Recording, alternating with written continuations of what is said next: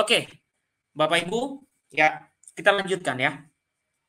Jadi ada kelompok orang yang mengatakan, ya saya sebut saja ya, ada beberapa pendeta lah ya, mereka mengatakan bahwa Katolik itu sudah menyimpang dari Alkitab. Mereka lebih percaya isi katekismus gereja Katolik katanya. Tapi saya tegaskan di sini kepada Anda semua, para pendeta yang selalu menghina-hina Katolik itu. Ya, Anda perlu belajar banyak untuk berbicara. Ya, sebelum bicara sebaiknya diperbaiki dulu gizinya, ya. Gizinya maksudnya asupan gizinya melalui pelajaran-pelajaran itu. Katekismus Gereja Katolik itu bukan ditulis di luar apa yang ada dalam kitab suci. Ya, makanya Bapak Ibu ketika saya buka Katekismus Gereja Katolik saya menemukan penjelasan tentang Allah Tritunggal, penjelasan tentang gereja yang satu, kudus, katolik dan apostolik itu apa sih? Penjelasannya ada di situ. Penjelasan-penjelasan pokok-pokok ajaran ada di situ.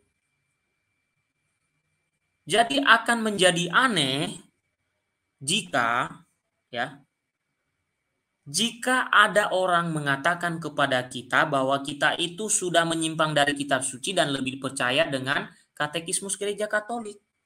Justru itu menunjukkan bahwa orang itu dia belum tahu bahwa katekismus gereja Katolik itu berisi tafsiran terhadap kitab suci ataupun penjelasan terhadap kitab suci atau penjelasan kitab suci. Ya. Itu. Jadi penjelasan-penjelasan terhadap kitab suci itulah yang ada dalam katekismus, wahai para bapak-bapak pendeta yang menjelaskan di YouTube itu. Kami orang Katolik itu memakai sesuatu itu nggak sekonyol itu, nggak sebodoh itu. Nggak sebodoh itu kami itu. Ya. Katekismus Gereja Katolik Bapak Ibu isinya itu penjabaran pokok-pokok iman kita yang ada di dalam Gereja Katolik. Kalau mereka nggak punya, mereka sempat dibuat oleh Luther, ya. Katekismus kecil apa namanya? Katekismus apa gitu namanya. Tapi itu kan ajaran pribadinya Luther, bukan ajaran gereja. Ini ajaran gereja yang diwarisi para rasul yang dicatat dalam katekismus itu dan juga berasal dari kitab suci yang kita punya. Tidak pernah keluar dari kitab suci isi dari katekismus gereja Katolik. Kalau ada orang yang mengatakan lain-lain selain itu berarti orangnya perlu dipertanyakan, ya, dia dapat informasi dari mana. Oh iya, terutama Reformit ya, Laity Studio Reformit yang memakai itu ya, katekismus Westminster katanya ya, itu Reformit yang memakai itu, yang gerejanya Stephen Tong itu, yang juga suka menuduh-nuduh Katolik itu, banyak pengikutnya di channel-channel itu juga, ya. Termasuk ada GRII dari Bandung itu. Saya lihat videonya juga di situ. Apa sih susahnya tidak menyinggung Katolik di dalam ajaran imanmu? Saya mikir loh, kok dia bahas tentang iman dia di dalam channel itu, tapi dia singgung-singgung Katolik. Apa sih untungnya? Ya,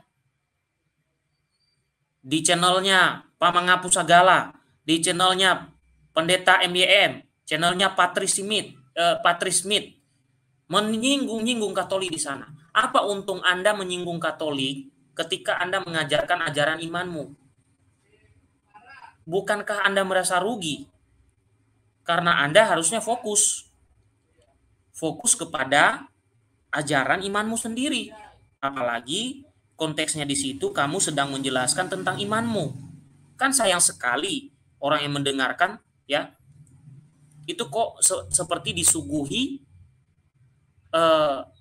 pembenaran-pembenaran dengan menyalah-nyalahkan yang lain. Ya. Ya, katekismus Westminster itu justru itu yang di luar Alkitab itu menyimpang itu. Isinya malah menghina-hina itu. Ya. Hanya katekismus gereja Katolik yang berisi firman Tuhan yang merupakan berisi tafsiran-tafsiran dari kitab suci atau tafsiran-tafsiran dari ajaran Katolik. Kalau katekismus yang mereka punya ya yang namanya Westminster itu yaitu isinya di dalam bukan tentang firman Tuhan, bukan tentang kebenaran, tapi mereka menghina Paus di dalamnya. Bahkan ada salah satu bagiannya menuduh Paus antikristus. Jadi sebenarnya yang menuduh Paus pertama kali antikristus itu siapa? Ya Protestan itu. Ya. Protestan itulah yang pertama. Berdirinya Protestan itulah muncul tuduhan itu, mulai dari Martin Luther.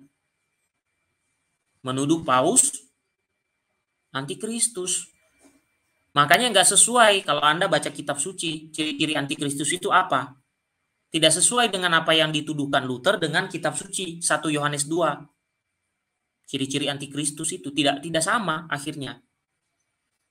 Karena apa? Ya menuduh sesuatu itu dalam emosi, dalam nafsu, dalam kebencian. Ya. Oke. Kemudian Bapak Ibu, terkait liturgi. Ya.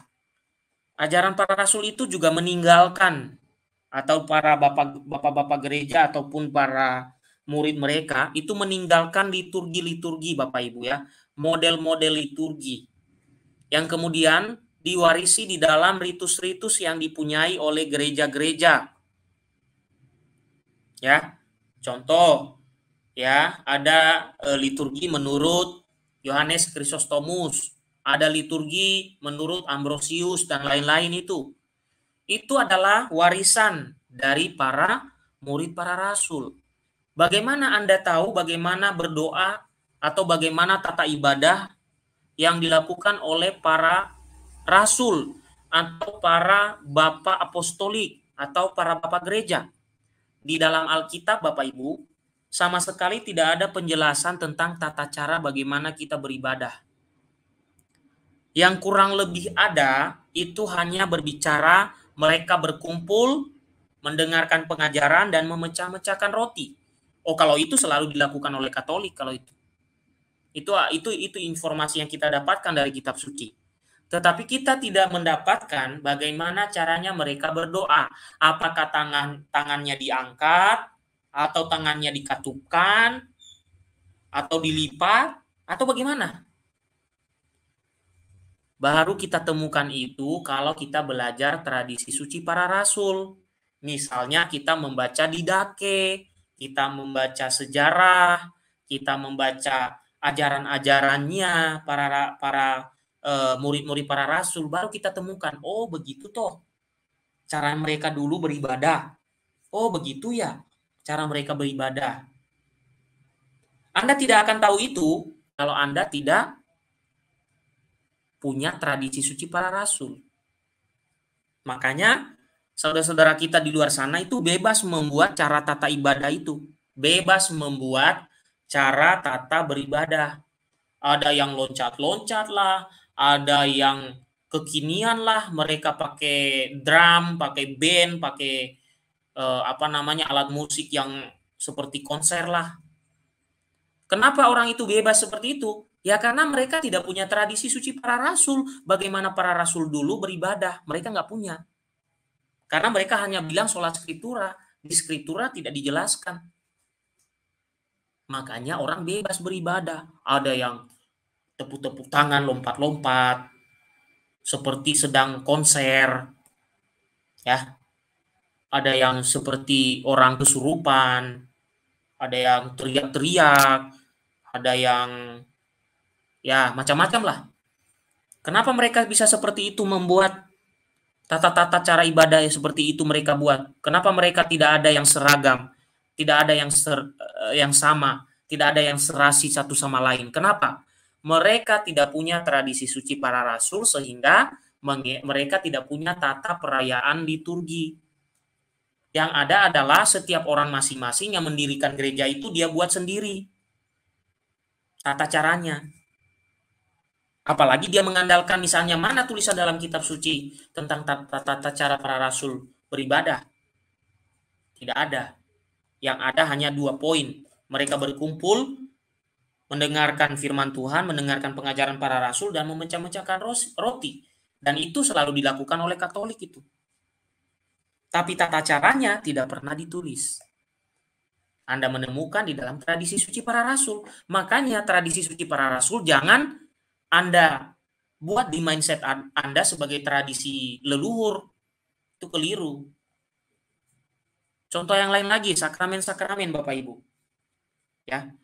Sakramen-sakramen itu kan penjelasannya Anda tidak temukan di dalam Alkitab penjelasannya. Ada sih penjelasannya, tapi tidak ada penyebutan kata sakramen. Yang ada misterion dalam bahasa Yunani. Misterion. Oke, misterion yang ada. Ya. Nah, kalau seandainya saya tanyakan kepada mereka sekarang ini, di mana sih ditulis di dalam Alkitabmu kata sakramen, di depan kata baptis? Ada enggak?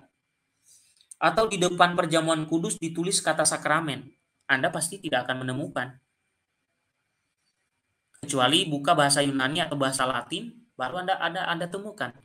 Contoh bahasa Yunani misterion menulisnya. Lalu misterion ini diterjemahkan ke bahasa Latin menjadi sacramentum atau sakramen bahasa Indonesia. Maka terbentuklah yang katanya sakramen itu. Apa arti dari sakramen? Tanda dan sarana yang kita gunakan di mana Allah hadir untuk menyelamatkan manusia. Tanda dan sarana kehadiran Allah yang menyelamatkan. Melalui baptisan lah, ada sarana air, ada rumusan Tritunggal, dan lain-lain. Di situ kita tahu soal itu. Ya, soal sakramen-sakramen itu. Dan penjelasan-penjelasannya baru kita tahu di dalam tradisi suci para rasul. Karena di Alkitab tidak ada penjelasannya secara detail. Oke, apalagi kalau Anda bertanya kenapa sekarang kalian itu hanya ada 2 sakramen? Kenapa dikurangi? Sementara para rasul menetapkannya ada 7. Kenapa tinggal 2? Ya. Kenapa tinggal 2? Sementara para rasul itu dari abad pertama ada 7. Ya. Itu.